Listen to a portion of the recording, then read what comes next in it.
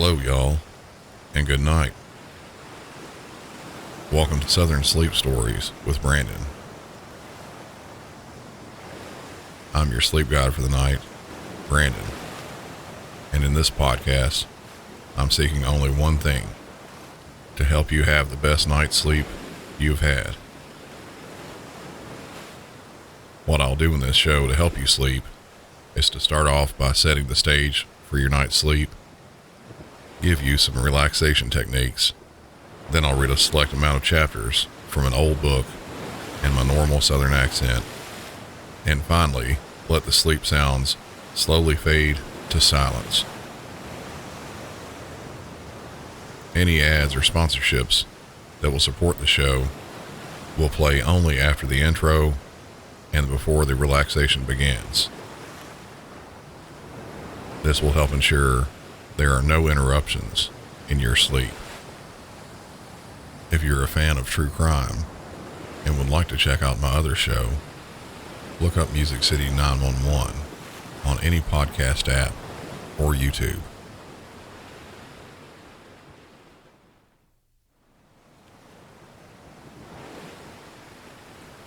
Let's make sure you're all set up for a great night's sleep. If you're listening on YouTube or a podcast app, turn off the setting for autoplay so you won't be woke by other sounds once the episode is over.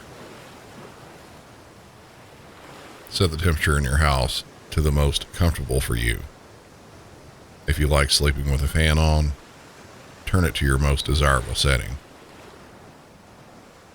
Turn all your lights out. Turn your TV off.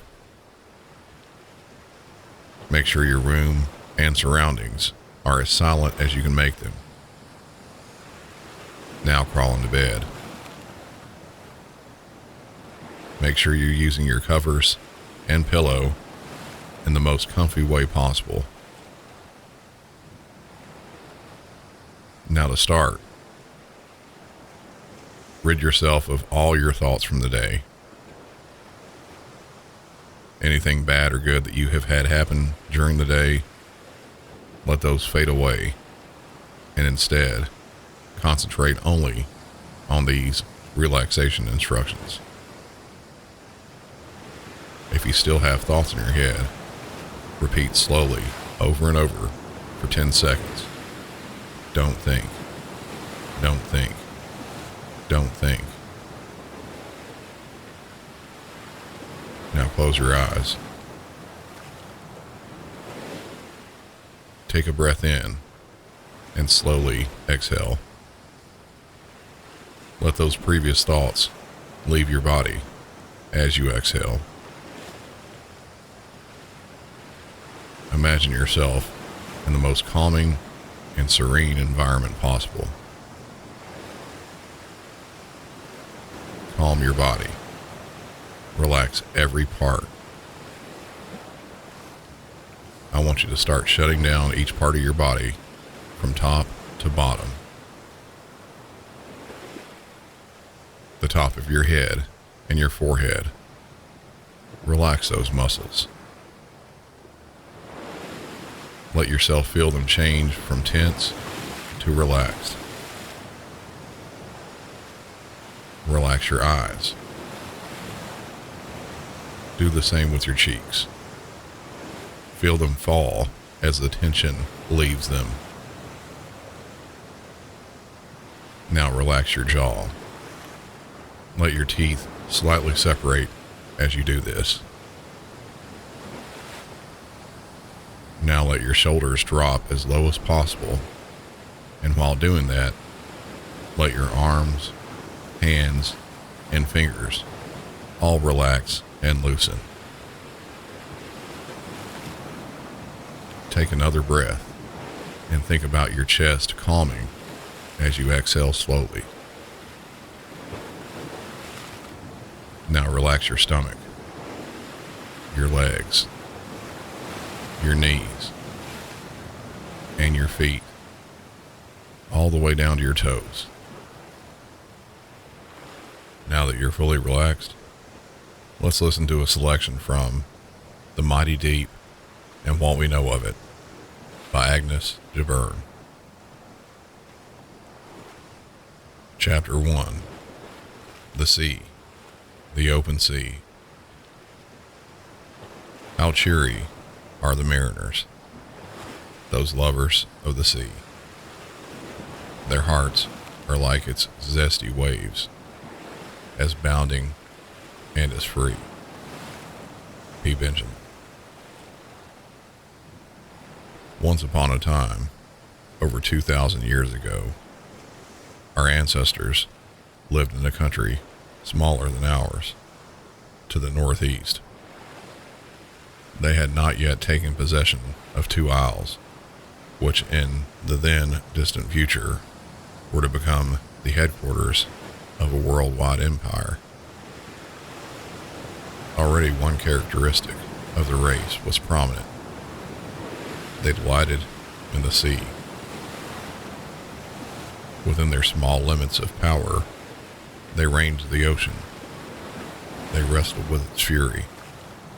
They subdued it to their will. They rejoiced in its strength. They found often their graves beneath its surface. The English then, as now, were ocean folk. May it not be that we, in modern days, love the sea and flock to its shores and carry our flag to its furthest bounds, because our forefathers, the Norsemen, the Angles, the ancient Vikings, found their joy in it. Their march, like ours, was on the mountain wave. Their home, like ours, was on the deep. Probably with them, as with us, it was not always an unchastened joy. Even a hardy Viking might know the unpleasant consequences of ocean's rougher moods. But no such discomforts drove him to stay ashore. Had our forefathers been made of feebler stuff, had they been easily checked in their enterprises, centuries of history must have been changed. The development of English nature would have followed other lines. In those days, the fight could not be severe. No mighty ironclads, no huge three-deckers existed. No P&O liners, no great merchant ships ranged the seas. Our forefathers tackled the waste of waters with what we should consider the merest cockle shells. Even these days, we know what is meant by perils of the sea. But in those days, the term must have carried 100-fold deeper meaning, both to the brave fellows who ventured on the stormy main, and to the waiting wives and mothers on land. All the more honor to them that they were not daunted. Each man's victory or failure in life's battle cannot but help to shape the course which his descendants in future ages will pursue. The sea for us has a vivid personality.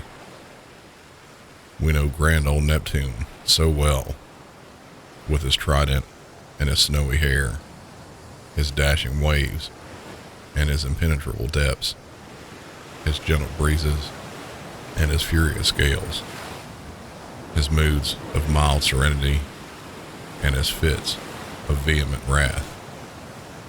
He has his faults, but in spite of all, we love him. At one time, the sea was for men a type of the infinite, of the immeasurable, of the boundless.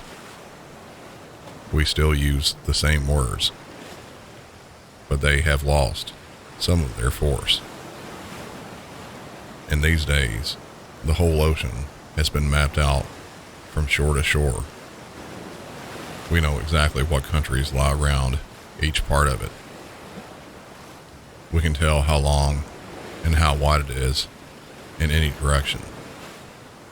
As we stand on the shore and talk of the boundless ocean, we are perfectly well aware that we are looking across to France or Spain, to Germany or Ireland, or America. Grand and far-reaching the sea still is, but to us, no longer boundless. In ages gone by, those who stood upon the coast of Palestine or Egypt, of Greece or Italy, gazed towards horizons across what was to them an illimitable ocean. The civilized world consisted of a few countries bordering the Mediterranean on the east, and those countries shaded off into unexplored barbaric regions. As for the Great Sea, as they called that, which we regard as hardly more than a huge inland lake, it was in their eyes the embodiment of infinitude. At a very early period, long before the English nation was dreamt of, before the Roman Empire had grown into being, while the polished Greek of the future was still a semi-savage, a nation of ocean lovers already existed. These were the Phoenicians, foreshadowing in their pluck and enterprise the seagoing British of later times. They, unlike the sailors of other nations, did not merely hug the shore, but ventured out into the trackless ocean. They, unlike the sailors of the nations, did not go upon the sea only in daylight, but they traversed it also in the dark hours of the night. At first, they were content with the nearer reaches of the Indian Ocean and with the more eastern parts of the Mediterranean. But gradually, they wandered farther. Colony after colony was planted beyond Egypt, till they reached the Pillars of Hercules, known to us as the Straits of Gibraltar, to face a wild and strange ocean, full of mystery. There they made a startling discovery, enough to impress the more thoughtful minds among them. Far to the east, in the Indian Ocean of our days, their sailors had been acquainted with high and low tides, while throughout the Mediterranean, scarcely any tides existed. But in the open sea, outside the narrow channel, they found the very same tidal changes as in the Eastern Ocean. It is hardly to be supposed that any one of them had a mind of such far-seeing grasp that he should be able to conjecture the grand truth of Eastern and Western oceans being one, swayed by the same influences, governed by the same laws. A Phoenician of those days, catching a glimpse of this truth, would have been worthy to rank beside our Sir Isaac Newton of after days. They are believed to have observed the coincidence, no doubt with a feeling of wonder, and probably it was to them merely a coincidence. Very little was then understood of the most everyday and commonplace workings of nature. Not much indeed can be said with the certainty of what the Phoenicians did truly discover. Some observations they must have made of the heavenly constellations, and the pole star at least must have been known to them. Otherwise, it is impossible to imagine how they could have steered their vessels at night, in an age when the mariner's compass was unknown. They are supposed to have sailed far south on the west coast of Africa, if they did not actually round the Cape of Good Hope. It does not appear that their knowledge was passed on to the Greek nation. Either they were curiously reticent of what they knew, or else records, as they may have left, were destroyed and forgotten. In after times, the Carthaginians, descendants of Phoenician colonists, were, like their forefathers, sea lovers, sea explorers, searching the main, not as travelers such now from pure love of knowledge, or from a liking for adventure, but for the sake of commerce. The Carthaginians, however, instead of being able to make use of previous discoveries and to work onwards from a point already gained, had to start afresh and to find their way, just as if it had never been found before, to and beyond the Pillars of Hercules. To the Greek imagination, that wide, mysterious ocean, opened out from the narrow strait, was unattractive and terrible. It was a sea of limitless distances, of fog and gloom, of blackness and death, not an unexplored ocean of possible glory and beauty and wealth. Time glided by, and man advanced his acquaintance with land and sea, but with the latter slowly. It was not until 5 centuries ago, and 5 centuries are but as a day, compared with the full stretch of history, that 2 weighty steps were taken. One step was southward, one step was westward. The African continent, along its northern region, had been the scene of a very old world history, but the south was shrouded in darkness. A brief glimmer of light, perhaps thrown there in Phoenician days, had been a long lost sight of. In the year AD 1486, a far leap from Phoenician and Grecian days, Bartholomew Diaz made discovery of the Cape of Good Hope, and 1 year later, Vasco da Gama sailed round it. These 2 explorers were only a little in advance of 2 greater voyagers. In 1492, Christopher Columbus started on his first cruise into the unknown West and touched land. Less than 30 years later, Magellan's famous voyage was accomplished to the straits between Patagonia and Tierra del Fuego, which bear his name. By that time, the existence of the American continent had become an established fact. But that continent had to be searched out, and the ocean, though its limits were widened in men's imaginations, was very far from being mapped and fenced around with definite boundaries. Years of exploration still lay ahead, and many a valiant explorer had to fall a martyr in the cause of science, because mystery should yield to knowledge. Doubtless in those days, as in these, there was always somebody to ask, but what is the use? What good can it do us to learn that there are lands beyond the sea? What shall we gain by it all? Time alone, with its developments, with the growth of the human race, with the enormous possibilities then undreamt of, could answer such questionings. Happily, brave explorers have seldom been lacking, who, loving knowledge for its own sake, have been content to labor patiently, not for money, not for fame, not for immediate results, but for the simple delight of better understanding the world around them, and for the benefit of future generations.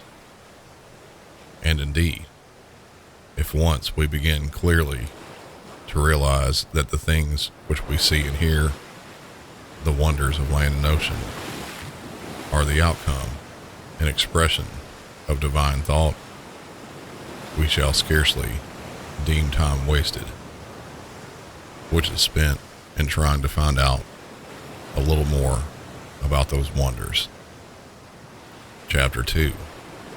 Saltwater. The new sight, the new wondrous sight. The waters around me turbulent. E.B. Browning. Water, water everywhere, and not a drop to drink. S.T. Coleridge. The annual stampede of Britons to the coast says much for our national belief in sea breezes.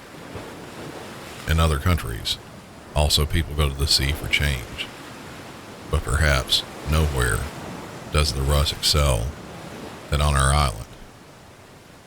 This revivifying gift, though partly due to the wide and free expanse through which its breezes have traveled, is largely owing to the briny ocean with which they have been in contact. Seawater differs from rainwater, well water, river water. True, it is made up of all these, since sooner or later, and in one mode or another, all water on earth finds its way to the ocean. Water may travel openly by river routes. It may creep silently by dark and devious underground passages. It may float lightly via cloudland, but in any case, its goal is the sea. Still, though the ocean includes in its composition every kind of land water, seawater, as such, is different from them all, not only in its vast extent and its enormous depth, but in its strong flavor of salt.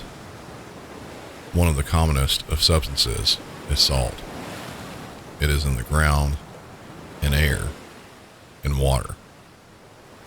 We even know that it does not belong to our earth alone, but to many heavenly bodies also. Perhaps one reason for this abundance, at least upon our earth, is that it is necessary for life. There is salt in the make of blood and of brain, of muscle and of tendon. Salt is perpetually passing out of a man's body. Therefore, continual fresh supplies of it are needed. Without a certain amount of salt in his food, he cannot keep in good health. This at one time was not understood, and salt was looked upon as a mere luxury, easily to be dispensed with.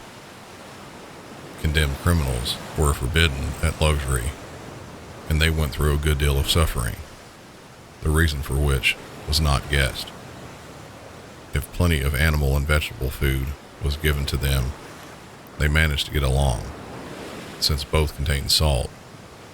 But if they were kept on purely farinaceous fare, they broke down. Where all the salt in the ocean comes from is a complex question.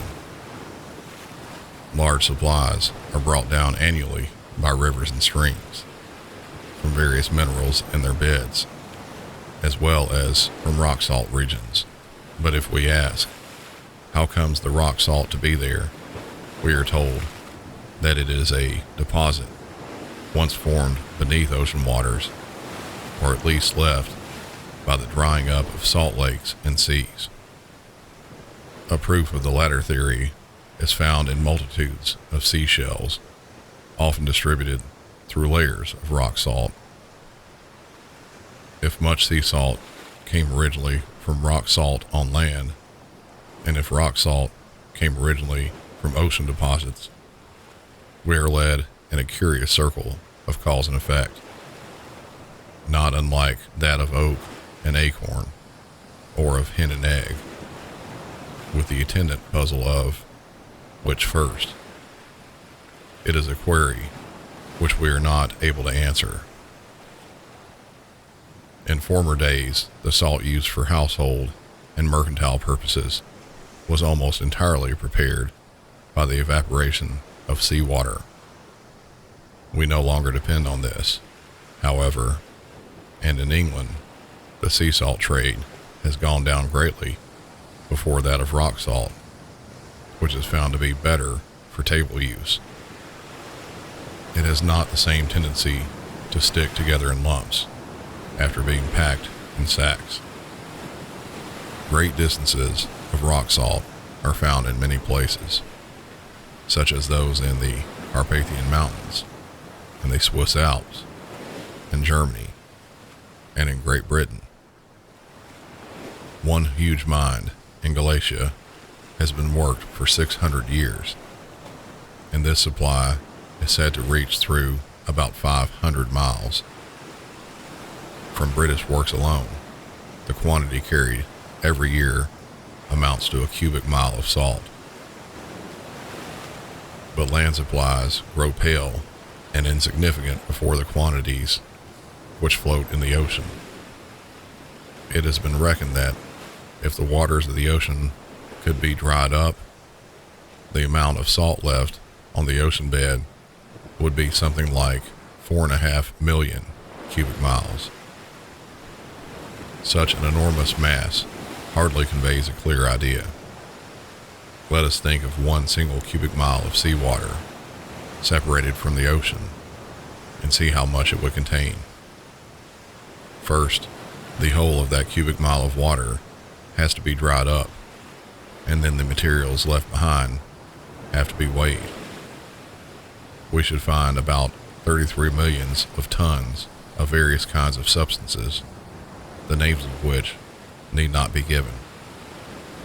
We should also find of common salt a supply which, when weighed, would reach the great figure of 117 millions of tons. All this, be remembered, floating unseen in a single cubic mile of water. No wonder the sea tastes salt. In its make, water is always the same, whether it be cold or hot, freezing or boiling, causes no difference. It consists of two gases united, and the union is remarkable in its kind. The two gases are not merely mixed together as sand and sugar may be mixed. They are by the union changed into a fresh substance. For the time the gases exist no longer. In their stead, water has been formed. And when the gases enter into this very close relationship, they do it always in the same manner. There's just so much of one and just so much of the other. One portion of hydrogen has to join with 8 times as much by weight of oxygen, neither more nor less of either. The same is true whether we are speaking of a great mass of water or of the tiniest speck. It is not actually correct to say, as is said above, that water consists of the two gases. So long as the water exists, the gases do not exist. And when, through the action of heat or electricity, the water is broken up and the gases reappear, then the water no longer exists. But at least we may say that it is the result of the uniting of those two gases, and that it can be made in no other way. An interesting experiment has been tried. A certain amount of hydrogen gas and 8 times as much of oxygen gas were weighed separately by means of very delicate instruments. Then, through great heat, the two were caused to unite into water, and the water was also weighed. It was found to be just as heavy as the two gases together had been, and quite naturally so, since neither of the two gases had lost or gained in weight. This kind of union is called chemical. French people are fond of eau sucrée. A lump of sugar is dropped into a glass of water, and it disappears. But it has not been destroyed. It has not ceased to be sugar. No mysterious union has taken place between the sugar and the water. Neither water nor sugar has changed its nature, and no fresh substance has come into existence in their stead. The water is there, as it was before. The sugar is there too, not visible, but to be found out by our sense of taste. It has only been separated by the water into such minute particles that we cannot see them. This is a case of mixing, not of chemical union. When we think of the characteristics of seawater as compared with fresh water, we have to do with simple mixing. As sugar floats, unseen but not untasted, in tea or coffee, so salt floats, unseen but not untasted, in ocean waters. Such a thing as absolutely pure water is very rare. No matter how clear a stream may seem to us, it holds a vast number of specks of material collected from earth and air. Once a scientific man had some, most carefully distilled, which seemed to be of crystal purity, but he put it under the strong beam of an electric lamp, and alas, for human powers, after so doing, he could only declare that the idea of purity was ludicrous. If it is so with distilled water, the less said the better about common drinking water. It well may be for our peace of mind that we have not stronger sight. Ocean water holds about 200 times as much dissolved material as ordinary fresh water. The different kinds of substances found in any particular water supply determine the character of that water, making it sweet, or sour, or salt, rendering it health-giving or death-dealing.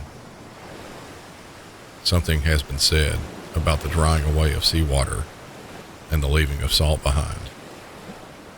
A remarkable instance of salt thus left is seen in the Rann of Kutch, a flat Indian plain about 190 miles long and half as wide. During the southwest monsoon, the ocean waters are forced by powerful winds up the Gulf of Kutch to a considerable height, overspreading the Rann, which for a time is turned into a shallow lake. When dry weather comes, the water vanishes, partially retiring, partly evaporating, and a salt-strewn desert is left, varied by sand ridges, green spots, and little lakes, but covered principally by sheets of salt crust. My father, when there many years ago with his regiment, noted down his impressions of the scene. From this spot, the spot on which he stood, the water is about 8 miles distant, the intermediate space being a flat surface entirely covered by 1/4 of an inch with salt and crystals, looking much like snow, in such quantities that it can be scraped up by the hand perfectly free from earth. And on all this space, not a blade of grass to be seen. The same task is carried on by working of sun heat, as by the fire under a kettle. All day long, in a warm climate, the sun's rays are busily at work, lifting from the ocean surface a continuous stream of fine, invisible vapor. The water is drawn up particle by particle, not in masses, and the sun's rays have no power to lift the ocean salt, which remains behind, floating still in the sea. But when a strong wind lashes the surface into waves and wreathes the tops of billows into fine spray, it often carries a great deal of salt to a distance.